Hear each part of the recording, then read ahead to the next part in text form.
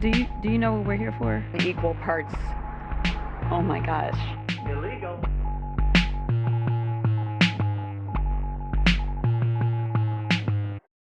I think they're going to vote. By the way, we're up in all of the polls. We're up in every swing state. Very great. Well, apparently, according to Donald Trump, this was at an event yesterday on Thursday, October 3rd, 2024, in Michigan. He said that they were up in all of the polls and all of the swing states. Interesting. Let's see if that's true.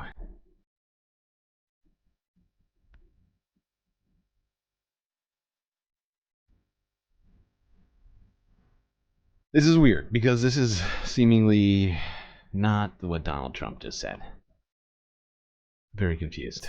Is everybody else as confused as I am? Donald Trump just got done telling us that he was ahead in all of the polls. But this one, the national polls, they seem to still have Kamala Harris leading by 2.5 points, slightly less than she was leading a few days or like a week ago. But even on the third here, she was doing better than she is now. So Donald Trump's statement not making a lot of sense. Not making a lot of sense. The fact is he has really lost a lot of ground to Kamala over the last couple of months now. Has it been that long? All right, now let's move along. Talk state by state. We're also going to look at some other of the... We're going to get even deeper than normal. Let's just say that. But let's do swing states, okay? Arizona. Do it alphabetically. Now, Trump is leading in Arizona. It's one of the swing states. So technically, so far he's 1 for 2. Because he's wrong about the national polls. But 1.4 points here in Arizona. The back here on the day of the debate, he was up by 1, which means that he has gained 0.4 points since then and lost 1 point since August. So really, he may be doing slightly better than since the debate, but overall, over the last 2 months, ever since Kamala got into the race, he really has been not doing so good. Even though he's technically winning in the state. I'm not going to take that away from him. We're going to write that down as technically a Donald Trump state right now. All right, let's move along. Georgia.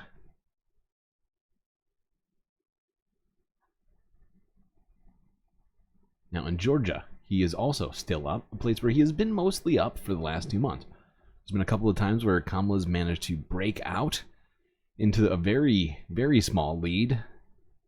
Back here, I think she was up by like a 0.2, yep. But right now, he's, just like he is in Arizona, up 1.4 in Georgia, which is 0.6 points more since the debate, and about 0.3 points since August. So really, he still lost ground in a way. But not much.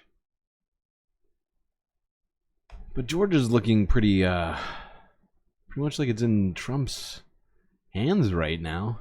It's his to lose, it would seem. Let's move along. Rest of the swing states. Michigan, which is apparently a very important poll. State. The chance that Harris wins the election if she loses in Michigan is just 7%. For Trump, it's 16%, slightly higher. Kamala's up in Michigan still, as she has been basically ever since entering the race. She's up 1.5. She was up 1.7 on the night of the debate, so she is down 0.2 since then, and down 0.4 since the beginning of August. So Kamala, seems like the race is just getting tighter and tighter in many ways. But yeah, so right now this is a Kamala state here in Michigan, which is very important to this election right now, as Michigan has a large number of electoral votes. Now, in Nevada, Trump at one point had a lead, but ever since Kamala basically got in, she has taken it over. Biden was losing in Nevada when he was still in it. But now Kamala is still leading. 0.9 here, she was actually losing on the night of the debate by 0.1. So she has gained nearly a point since then.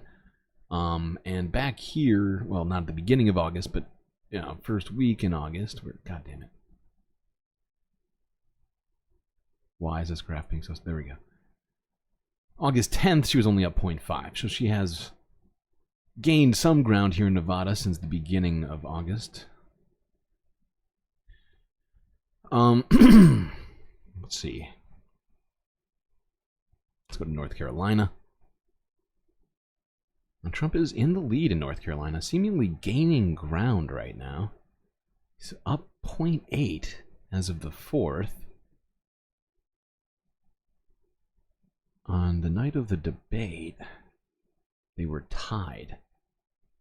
So he has gained nearly a point since the night of the debate.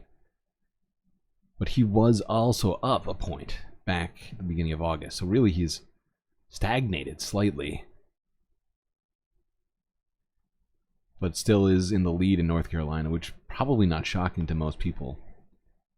And I think, honestly, the rhetoric around Helene, the way that this is dealt with, I mean, the rhetoric is basically as important as the way it's going to be dealt with, right? Because the narrative, regardless of the facts on the ground, seems to win out with at least a large number of people. Not everyone is... But I think we all know that is important, regardless of what's actually done. And of course, a lot needs to be done in North Carolina, but with Helene.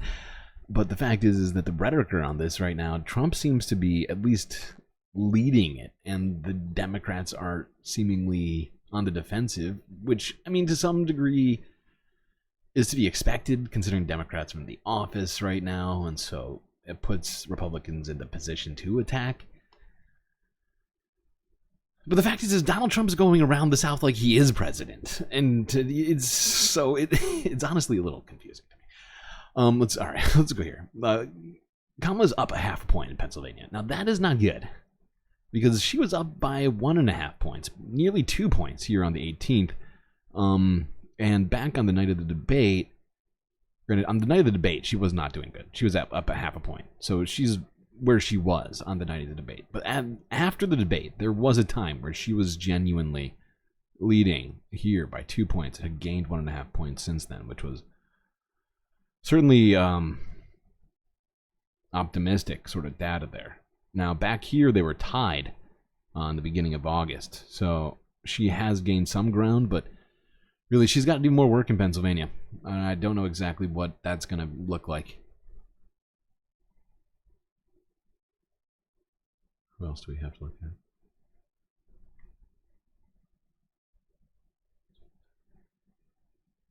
All right. Wisconsin. Seems to be the same story. Tighter race. 1.6 points right now for Kamala. She was up 2.5 points on the night of the debate, meaning that she's lost about, it looks like 0.8. Back at the beginning of August, she was up 1.2, meaning that she's still up over the last 2 months. But that initial surge after the debate seems to have worn off in many states. Not entirely, but enough that seems like Democrats are going to potentially need another boost to feel more comfortable going into this election right now. We have a month to do it, so it's certainly attainable. And, before we do the map, I just wanted to look at a couple of the recent polls, see what they look like. Here's the most recent New York Times Siena poll. You can see that it has Kamala Harris by 48 to 46 on Trump here. Okay, so it shows that. Activote, this came out, this was from between the 29th of August to 29th of September. That has her up 4 points. Trafalgar Group, which came out with a poll from between the 28th to the 30th, which seems like a very small amount of data, has her up 1 point. So those are the three most recent. I'm sorry, has Trump up a point. But so that has seemingly in the last 3 polls, Kamala Harris winning. And really, if you look at all these polls, there's only a few polls where Donald Trump is actually winning, right? Look at this massive list here. RMG, BSG, Morning Consult, Atlas Intel, Marquette. You know, like all these people have been doing polls relentlessly. And they all keep coming up, Kamala. Right, a few of them, as we can see, have Trump up 1 or 2 points, but the rest of them have seemingly Kamala up 4 or 5 points. Right? Look at this group right here. Yeah. Okay. Now, let's do a map. See where this is all at. Electorally speaking, as that's really all that matters. Let's see what the electoral map has to say about all this. Now, we had, as we just went over, many of the Sunbelt states here going for Donald Trump. North Carolina, Georgia, Arizona, all going for Donald Trump. However, Nevada. Wait, was Nevada? Hold on. I can't remember this one now. Was Nevada? I think Kamala's still ahead in Nevada, right? Yes, Kamala's ahead in Nevada.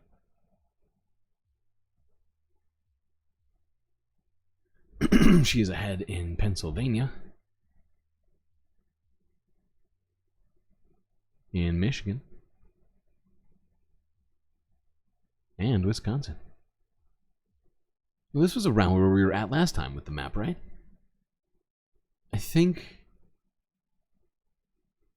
Nebraska, there's still a district here that technically could go to Democrats. I don't think it's going to let me alter it. Oh, there it is.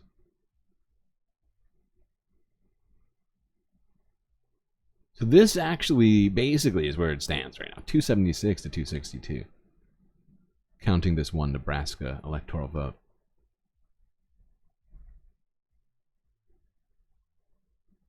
Usually you're watching this on your TV with Chromecast? Oh, you're watching it on your phone now and it's really, really small? Yeah. I'm sorry. I tried to zoom in a little bit on it for you. That's going to be it for us on the discussion of the election, I think. Right? Yes. Well, you made it to the end of the video. Might be thinking to yourself, I should go find something else to watch. But before you hastily go off and do such a thing, I really recommend you subscribe to this channel. And don't forget that little bell icon as well, otherwise you will never know when all the galactic news is happening.